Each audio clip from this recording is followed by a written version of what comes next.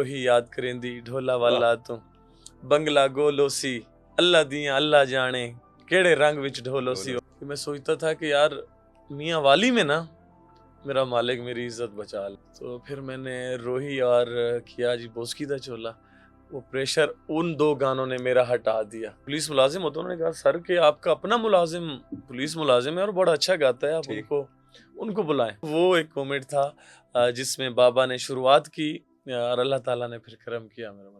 कैसा महसूस होता है जब लाखों लोग आपके चाहने वाले, आपके फैन जो हैं वो आपकी बातें सुनना चाहते हैं, आपके गाने सुनते हैं, क्या फीलिंग्स होती हैं? अल्लाह का जी सबसे पहले तो बहुत बड़ा करम है कि मेरे मालिक ने सिर्फ करम किया हुआ है जी। इंसान में शायद इतनी बात ना हो लोगों के दिलों में मोहब्बत मालिक ही डालता है और उसी का करम है।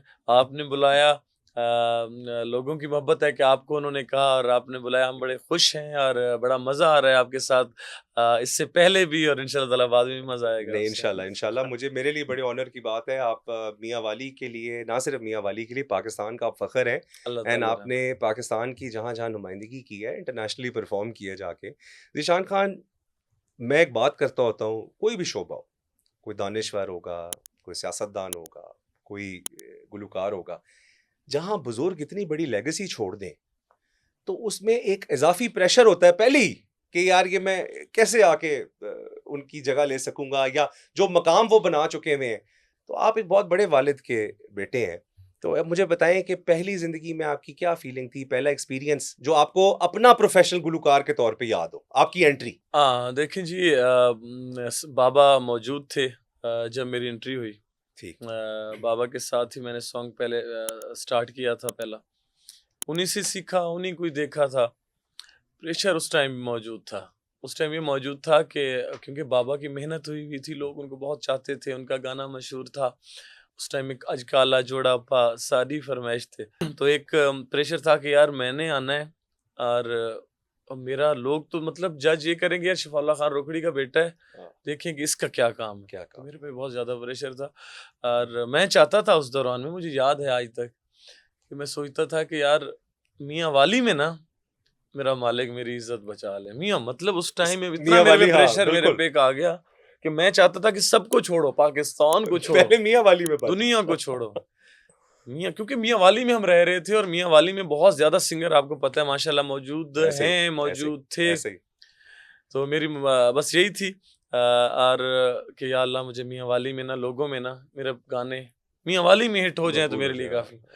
हमने गाया, बाबा ने गाया कोई रोही याद करेंदी ढोला हाँ। वाला तू बंगला गोलोसी अल्लाह दियां अल्लाह जाने केड़े रंग विच ढोलोसी, डोलो वो सी। मैंने गाया।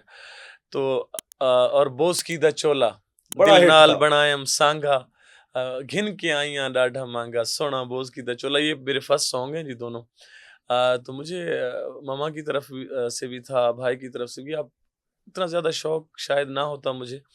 कहते थे कि आप 2 सॉन्ग कर लें, 2 सॉन्ग करें। अगर आप हिट नहीं होते, अगर आपको लोग नहीं सुनते तो फिर आप छोड़ देना बेशक। छोड़ दीजिए, क्योंकि ठीक क्योंकि है, आपके बाबा के अलावा हमारा और ठीक बच्चों है, में से मामा कहते कोई भी नहीं है ठीक है। कि कोई बच्चा आके गाए। तो फिर मैंने रोही और किया जी बोस्की दा चोला, वो प्रेशर उन 2 गानों ने मेरा हटा दिया।